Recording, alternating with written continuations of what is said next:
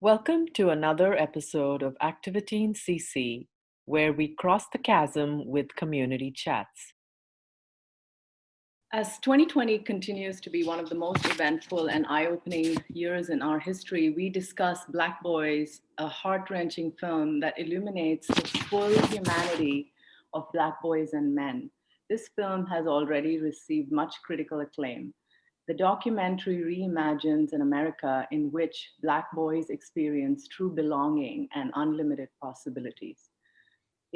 This new documentary is available now to stream on Peacock, NBC's streaming platform, and it was launched on September 10th. Directed by Sonia Lauman and executive produced by two-time Super Bowl champion Malcolm Jenkins. It also includes other producers like Elliot Kotek and John Thomas Royston. Black Boys is an intergenerational exploration of Black identity. So thank you for joining us. We have Chad Williamson, who's the producer of Black Boys and co-founder of Never Whisper Justice. And we have Jordan Farris, who works at the XQ Institute. They weigh in on their involvement in both the film and the movement behind it. So thank you so much for being here. I would love to, Chad, I would love to hear from you. Could you tell us a little bit about yourself and also about Never Whisper Justice, how you started? Sure. This is the first film I've ever produced, so I'm not necessarily a filmmaker by trade by any stretch. I started as a physical therapist in the U.S. Air Force, and then moved around all my life as I was a military brat as well. My dad was the first Quaker chaplain in the Air Force, and my mom was a teacher everywhere we moved. And then after I was in the Air Force, I became a teacher and a coach at a school in Tampa, and that opened my mind and ears and eyes to the field of education, and just sort of went deeper and ended up getting my master's degree from President Clinton School of Public Service in Little Rock. And one thing led to the next, and I was running an education organization in Little Rock when Sonia Lauman came through on her first film called Teach Us All, which was about school segregation and the 60th anniversary of the Little Rock Nine. And we connected during that time, and I gave her some insight onto the work that we were doing, and a lot of the work I was interested in was about Black male achievement at that time. And she called me after her film was acquired by Ava DuVernay and put on Netflix. And then we started the conceptualization of Black Boys. And that was October of 2017. So it's been 3 years. And then got lucky to meet a bunch of great people along the way, including Jordan, who's a fellow Arkansan. I consider myself an Arkansan at some level because I've never really been in a place for a long time. So I'll pass it off to him. And then I can get into Never Whisper Justice after that, maybe. Perfect. Okay. Jordan, sorry about that. Hey, everybody. My name is Jordan Farris. Last spring, I graduated from the University of Arkansas, where I studied political science and African-American studies. I began interning with the XQ Institute this summer, contributing to projects and XQ campaigns that support high school redesign. I continue my work with the organization in September as a post-baccalaureate resident. Wonderful, wonderful. So let's talk about the genesis of Black Boys. You mentioned, Chad, that you started filming in 2017. Did you have any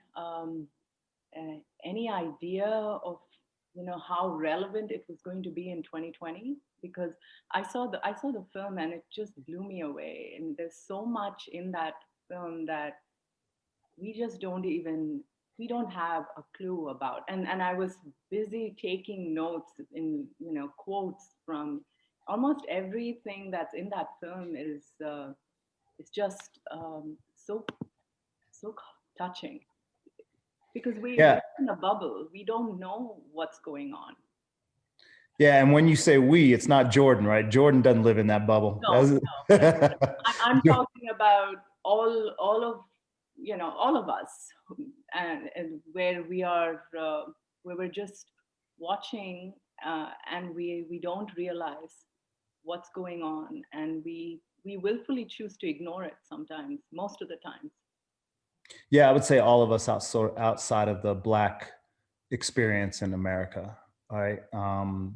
I can never know. I can never know that. I can only try to be humble and listen to it. No, we had no idea, obviously, what was going to happen in 2020 when we started conceptualizing in 2017, and we started filming in 2018 in January at the Super Bowl in Minneapolis, as I knew some people in the NFL and they gave us some access to different people to interview, and that's when we knew we were onto something after those interviews.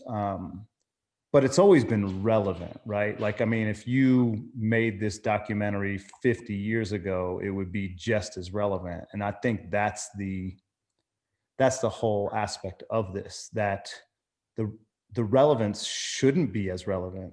And it is, because we haven't held the mirror up, as Sean Dove says in the film. We haven't reconciled with the past. And, you know, I can only talk about it so deeply. I mean, Jordan obviously, you know, penned an amazing review of the film and through XQ Institute, the blog. So I'll pass it off to Jordan on that. So Jordan, I just wanted to tell you that your blog was incredible. Thank you for writing that. Can you? I wanted to say I had a quote that from your blog. You say, "Through perseverance and tenacity, as well as mentorship, I pulled myself up to face these barriers head on, and succeeded in structures unwilling to allow my passage." That is. Can you talk about? I wanted to ask you to talk about, you know, what you were going through, and I know that this is just a small podcast, but and also about mentorship, how you saw where you found the light in the cracks. Yeah, I grew up in one of the most impoverished towns in the state of Arkansas. At one point, it's like ranked the second poorest town in the state. And we were just ravished by poverty. And I couldn't see myself out of that community. But I worked hard, as the American mantra, I pulled myself up by my bootstraps. I got a full academic grad at the University of Arkansas. And that's actually where I met Dr. Benton, who is actually my mentor. She really helped me realize the social structures that really like stop my advancement, and see how I saw myself through this lens painted by whiteness. And that no matter how hard I tried to assimilate or how hard I fought to contort to the image that they wanted me to be, I can never be that. She really just taught me how to love my Blackness and to be content with where I was in my life, and to know that I was enough despite what the world was telling me around me. Thank you. And can you also talk about the XQ Institute and what you're doing there, your work at the XQ Institute? Yeah, so the Black Boys blog is one of the things that the XQ Institute is behind, and really trying to accelerate that change with social change, and really producing like equity in all of our schools, the XQ schools, I'm sorry. XQ Institute is a nonprofit located in Oakland, California, but we work with communities all over the country to address equity by starting with high school redesign. We believe high schools can be a lever for change across an entire community. We believe young people everywhere deserve vibrant high schools where students can grow to the fullest as civic participants, critical thinkers, proactive problem solvers, original thinkers, and learners for life. We believe high schools are the next frontier in the fight for educational equity. Equity demands action, not just aspiration. We take action by partnering with students, educators, families, leaders, and community members in schools, districts, and systems across the country who are ready to deliver on the tremendous promise that transforming our schools holds. At XQ, I work on the Ed Content and Tools team. My work is to continue to take up space as a Black man, and to make space to honor the lived experiences of Black boys who will ultimately become Black men and who will join me later in their lives. Thank you. And is it, are you national? How many schools are you working with, Jordan? So I don't really work directly with the schools. So with Ed Content and Tools, really push out content and curricular for those schools. We have schools in California, Memphis, Rhode Island. We have schools all across the country. And within that Ed Content and Tools team, we're really trying to bridge the gap, with the achievement gap between white students and Black, Indigenous, people of color students. Thank you. And your content reaches hundreds of schools though, right? Like you have many people that are on your newsletter and that participate in your content, right? Absolutely. What are you seeing the current challenge in terms of actually reaching the audience and changing the mindset that's been ingrained over centuries? You know, the most powerful visual that I had from watching the film was about Black bodies. You know, how it's been an institutional conditioning, a systemic conditioning. How are you working through that challenge right now? How are you getting people to? And I know that this is not something that happens overnight. Where is there a great deal of resistance? I was. Oh, I'm sorry. You can. No, go. Oh, I was just gonna say. A quote immediately comes to mind is by Kwame Ture. He says, "Whenever people in a society for a long period of time enjoy privileges, resources, opportunities, and power, they believe that those things belong to them by right." And I feel like, especially when we talk about racism and race in our country, and I say we as Black men or Black boys in this country, we're made to feel as if we deserve to be at the bottom of every ladder, politically, socially, and economically. And this is also being like disseminated in our textbooks that we read within K through 12 education. And we never see ourselves with outside of that. And I think that is all by design. It's an indoctrination, that I like to call it, with the mind, body, voice, and heart. If you can control all those things, we would never see outside of ourselves, outside of whiteness. It's a powerful thing, but I'm glad that I actually could see myself outside of it. Thank you. And Chad, when you were producing the film with Sonia, what you have actually, you've gone, you know, you've spoken to fathers, brothers, young men, older men.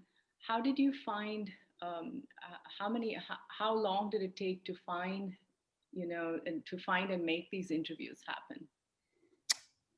So ultimately, not long, because a lot of these people were friends that I've had friends for over 10 years, even longer. And Sonia also had connections through her last film, Teach Us All.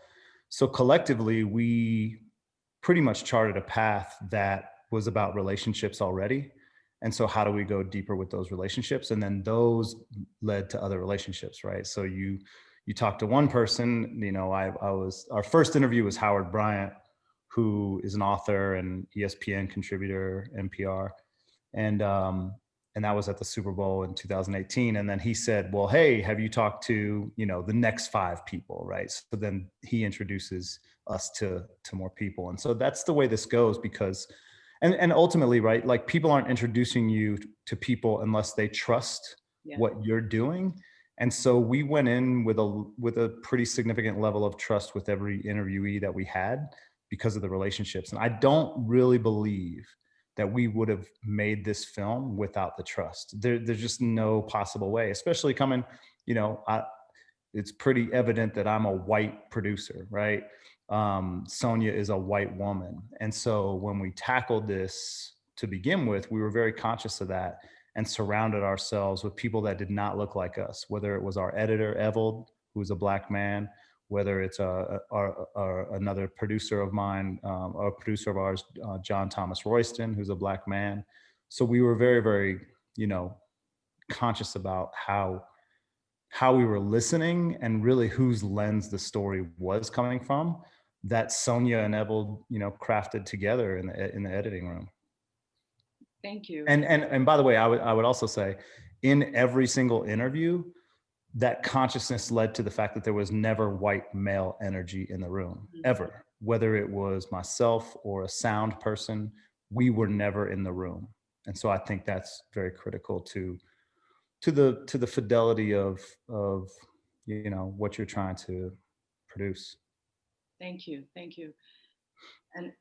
And that is the razor's edge that you have to walk, because it's so easy to make it about us again, right? So I wanted to read this quote: "We must teach our children to dream with their eyes open." It was very emotional to watch that particular scene. Tell us about that, Jordan. What do you take from that? Yeah, I'm sitting with that right now as you said that. I just think growing up, because I grew up in a town that was modern day Jim Crow. We had two separate school districts. We had a predominantly white school, and then I went to the predominantly black and brown. It was predominantly black and brown, and just for context, Jordan, how young are you? This is not a long time ago. Yeah, I'm 22. Yeah,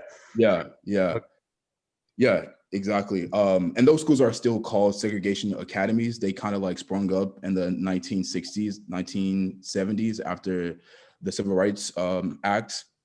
So growing up in that environment, I always dreamed with my eyes closed. This is the same town with Robert E. Lee. We have a Robert E. Lee statue. And I just felt like I was subservient. I didn't deserve to have certain things merely because of the color of my skin.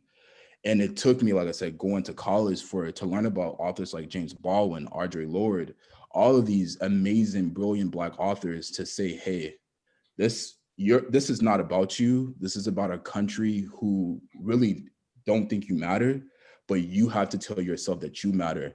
And as long as you can tell that to yourself, that's all that matters. You have to believe in yourself for others to believe in you. And I want to double down on what Jordan's saying, because I never had to do that, right? No one ever had to tell me that I matter, or, I grow up in a society that amplifies my whiteness, right? And also, just to give context, that quote came from Dr. Harry Edwards, right? Yeah. The renowned sociologist, emeritus from Cal Berkeley. You look up Dr. Harry Edwards and you will find a slew of material. And he was absolutely amazing, as he always is, in the film. And he recounted an incident that happened to him, right? Yeah, he recounted a couple incidents, right? One was the fact that when he was walking in his neighborhood, right? But the one incident that he recalls, and it's not necessarily maybe an incident, but it's the thought process of how Black boys, and I think it was in direct relation to Oakland, were choosing the clothes that they wanted to be buried in, right? And so that gets into some significant deep psychology that Dr. Michael Lindsay out of NYU really does deep research around Black youth suicide, right? The highest demographic for suicide right now is Black boys between the ages of 5 and 12. And so you have to start questioning why. And so this concept that he came up with and talks about a lot is future orientation. How am I orienting to my future? And Jordan can talk about this a little bit more, growing up his lived experience when he, it's very powerful when a guy like Jordan says he dreamed with his eyes closed, right? As opposed to Dr. Harry Edwards hoping that we dream with our eyes open. And so having a future orientation was never a question in my life. I never did not question my future orientation. I always thought I continued to think about the future, right? And I think that there's a significant deeper dive that we need to do, which we are going to do around the film, into these different issues to create more content. Thank you. And just really quickly about to Chad's point, I want to echo that really quickly. It really gets into what the film talks about too, about mirrors versus Windows. Yeah. Windows. Yeah, exactly. So within education, like white kids get these images that reinforce how powerful they are, how superior they are over everyone, basically. And we get windows, these glimpses into this world of whiteness. And I think about my educational journey. And we talk about, like, you know, the American Revolution, the War of 1812, the World War I, World War II, all of these moments in American history where white kids can look at those people and say, okay, this is where I stand in this country. But what our education fails to do, our educational system fails to do, is to talk about how Black people, African Americans, fought in the American Revolution. We fought in the War of 1812. We fought in the Civil War that propelled the Union to victory. We fought in World War I. I mean, the list just goes on and on and on. But we don't learn about that, and that's why we continue to dream with our eyes closed, because we don't know how powerful we are and what we bring to the table. And I just want to thank Chad for Sonia for bringing this film to life, because it's a powerful film, and I really hope that it really reaches way more, like a lot more people. Yes, yes. I have another quote from Rosalind, the co-founder of XQ Institute. How can students learn what others believe? Which is what you were talking to. What everyone else takes for granted. How can that become possible to reach for, and not something that is just out of reach for, you know, for so many reasons. So what I wanted to ask you was, I know that the film is also calling for action. So Chad, what are the next steps after you watch the film and you want to do something? What can the audience do? Well, great question, because obviously this leads to then my relationship with Jordan as well and XQ Institute. So, you know, I'm an educator, so and way more educator than a filmmaker. I honestly don't care if I make another film. I would love to continue to dive deeper within the issues that we brought up in the film and create more content around that kind of stuff. So we have created sort of a spin-off of Never Whisper Justice called Frontlines of Justice. And that's where we are diving deeper into teacher professional development, educator professional development, and also, you know, student curriculum in regards to social justice. El Mekki talks about it in the film, Sharif El Mekki talks about it in the film, that if you're not, you know, teaching social justice in schools, you know, for the most part, you're missing a great opportunity, right? And that's where it should be taught. Like, schools are the pretty much the battlegrounds of equity, right? And so we're working with XQ Institute on developing more curriculum around the film, and hope to get that out into schools, et cetera. We launched with Minneapolis Public Schools yesterday for professional development. So, you know, the action steps that we're taking now are hopefully very tangible in nature, as opposed to grand, right? We really want to get granular and help people understand, not help people understand, but maybe connect people more deeply to the film content, but also the understanding that we all have stories, right? Like, we all have these deep stories that have shaped our cultural lens and our cultural identity. And until we listen to the other, it's really hard to have humility in regards to other people's lived experiences. So we're hoping to, you know, cultivate that action. That is. I love what you said, Chad, about we all have stories, and we need to see more forums, more forums being provided for these stories to come through. Because if these stories are not told, they just suffocate us as a community, and we continue to we continue to believe that a community is just made of certain segments of people, but that's not. And ultimately, those stories and storytellers have looked like me predominantly, right? We have as a white population, especially white males, have dominated the storytelling and storytellers. So when you talk about innovators, like I was just listening to a podcast today, and they were asked like, well, who are the best CEOs out there? And they listed 4 white men, right? And so when you're not conscious about that, and you only talk about Bezos and Gates and Elon Musk, you know, but you don't talk about the Tristan Walkers, like, so how do you shift that narrative? And so you know, as Sharif El-Mekki told me, you know, to dismantle or to decenter my whiteness, I have to hand it over to Jordan consciously, because ultimately it still defaults to me.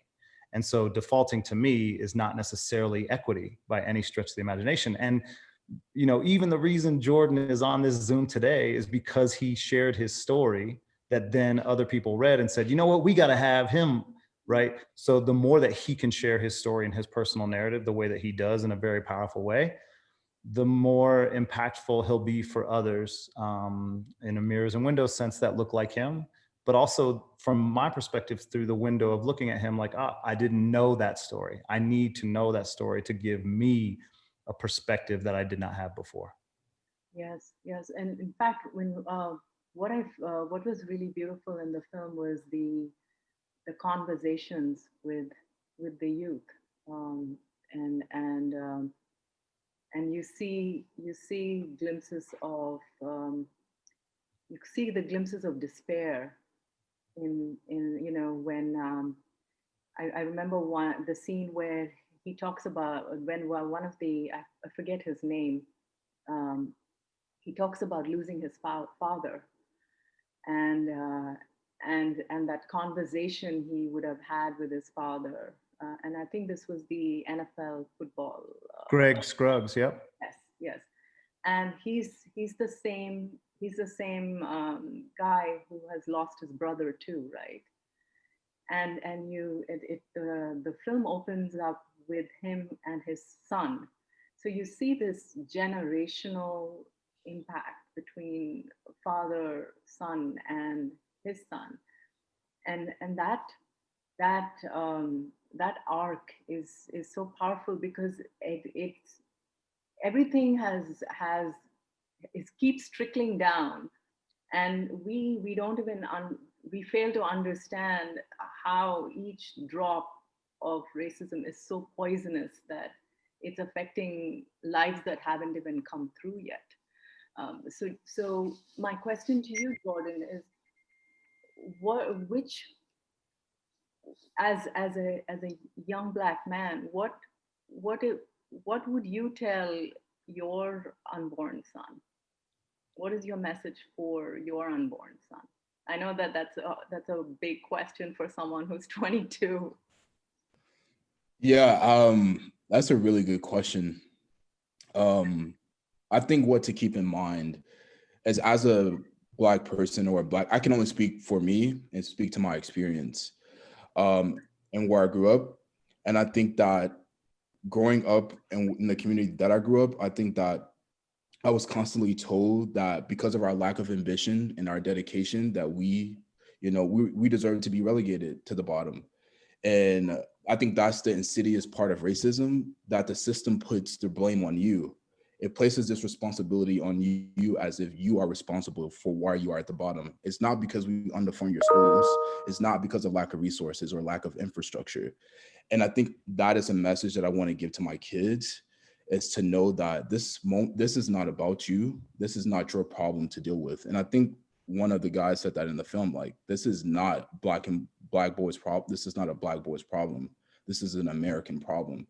And I feel like once we shift that responsibility from the oppressed to the ones who are doing the oppressing, I think that is a message that I would love to give to my kids one day. And Jordan, I just want to double down on that, because that's really cool, a cool lens there, because I feel like a lot of the times as from the white perspective, especially within education. If you're not careful, you can, and if you're not conscious, you can come at Jordan from a deficit-based perspective versus an asset-based. So shifting the mindset to asset versus deficit, you know, and Jordan brings up a good word, right? What are your ambitions? What are your aspirations? What are your dreams? You know, how do I default to the positive in you, just like I would with anybody else? And Sean Ginwright talks about this in an article called Healing Centered Engagement. So shifting from trauma-informed language to healing centered engagement is a really significant shift. And I guess my Twitter just doesn't reach as many people as I'd like, because I've been talking about this for a long time. And I just wish that we would stop using this trauma-informed language and really focus on healing centered engagement. We know scientifically the power of positive psychology. There's degrees on this. So why do we continue? I understand we have to unpack trauma. I understand that. But we also have to think about what it means to ask Jordan about his ambitions and dreams and allow him to pursue that and then cultivate that and then offer resources towards that. And if he wants to get a master's degree, how do we cultivate that? Like, there's just got to be a shift in language, and we know words mean things. Yeah. So when we shift from trauma-informed to healing-centered, it shifts the entire language. It's almost back to Dr. Michael Lindsay's of future orientation. That is phenomenal, Chad. That was just beautifully said. Thank you. Thank you. I stole all that. That's no intellectual property on my end. I stole all that and repackaged it. It doesn't matter where it came from. It needs to be repeated again and again and again. Any last words? Jordan, I'm going to give you the last word, but I want to circle back into the first question you asked was about Never Whisper Justice. So I'll tell you the story about that. So on our first shoot in Minneapolis, I made sure that we got to interview Justice Alan Page, who's a Hall of Famer, NFL. He was a former Supreme Court justice in Minnesota. And I met him about 10 years ago when I was working with another man who played in the NFL, and we did some philanthropic work with he and the Page Foundation in Minneapolis. We went to their gala. And we sat down, Sonia sat down with Justice Page and his wife, Diane. And, Justice Page is a Black man and Diane is a white woman. And so you can imagine, he's in his 70s. So growing up together when I think marriage between a Black man and a white woman started becoming legal in 1967 or something of that nature. So the thought process of that Diane gave us was during the interview, she said, there's this phrase that sort of sums up Alan, and it was from one of his law professors, and it was always on his wall. And she's like, I just feel like it sums him up. And she said, never whisper justice. And Alan looks at her and says, and looks back at the camera, and then looks back at her and says, never whisper justice. And then they both look back at the camera, and there's a pause, and she's like, I think that's it. And so that was the end of the interview. And then Sonia came out of the room and she goes, I think I know what we need to name our film organization, right? Never Whisper Justice. So it was again, stolen and repackaged from Alan Page, and I hope we're doing him justice by what we're producing now. It's an epic name. When I read it, I was like, wow, it just hits you, because we're not meant to whisper anything that is so important. It has to be shouted on the rooftops. Jordan, I'd like to ask you about this phrase, which is, we don't need saviors, we need believers. Can you talk about that, please?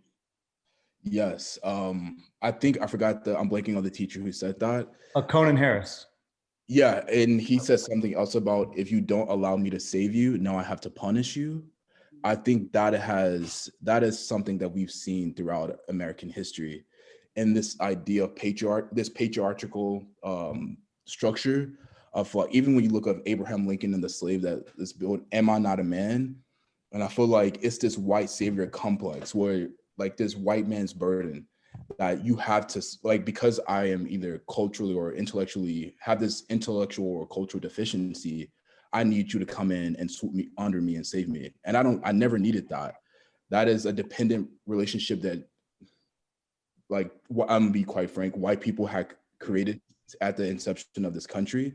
And really what this film I love about it, it really gets into how Black boys we don't need a savior. We really just need someone to believe in us.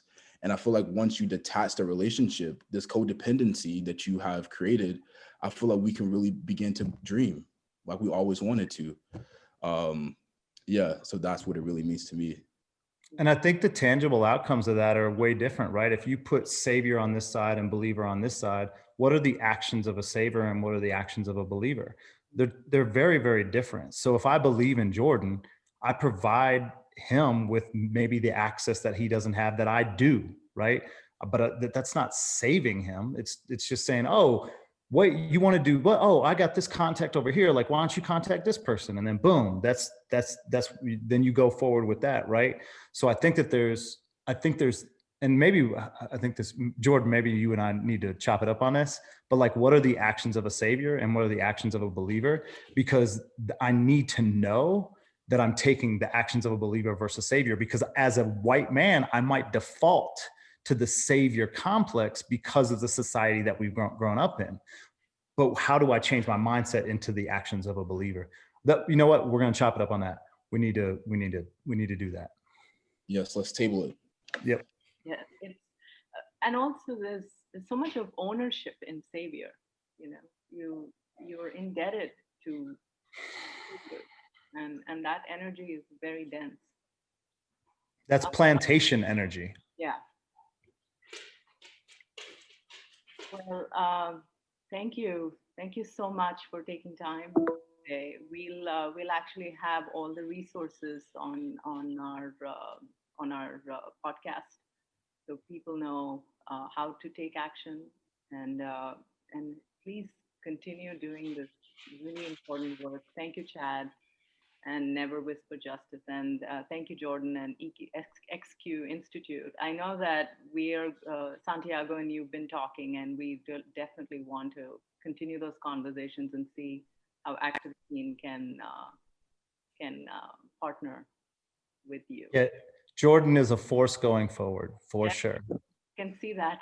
His upside is way more than mine. His blog just blew me away. As it did me. Yes, before we sign off, I quickly want to share something really exciting with you guys. We're actually excited to announce we'll soon be launching a new website called Rethink Together. It's going to have feature articles, videos, discussion groups, and even learning experiences on all topics like high school and society that have come up today. So if you guys could do me a huge favor, pull out your phones and text XQ to 724-665 and learn more about it. It's pretty exciting stuff, and I hope to share that with you, or we XQ hope to share that with you. And also follow us on Instagram at XQ America, XQAMERICA. What was the text again? Yes. XQ what? 724-665. Cool. Yes. Okay, I just texted. And it's called Rethink Together. Rethink Together. That's cool. Okay, done. Thank you. Jordan, getting them action steps in there. You can't leave without a call to action. Yeah. Jordan's, man, he's learning about all these CTAs. Yeah, go CTAs. Thank you, Chad. Thank you, Jordan. Thanks a lot. Appreciate it. For having me. Thank you, guys. Have a great day. Be sure to subscribe to our channel and to turn on the notification bell for our latest videos.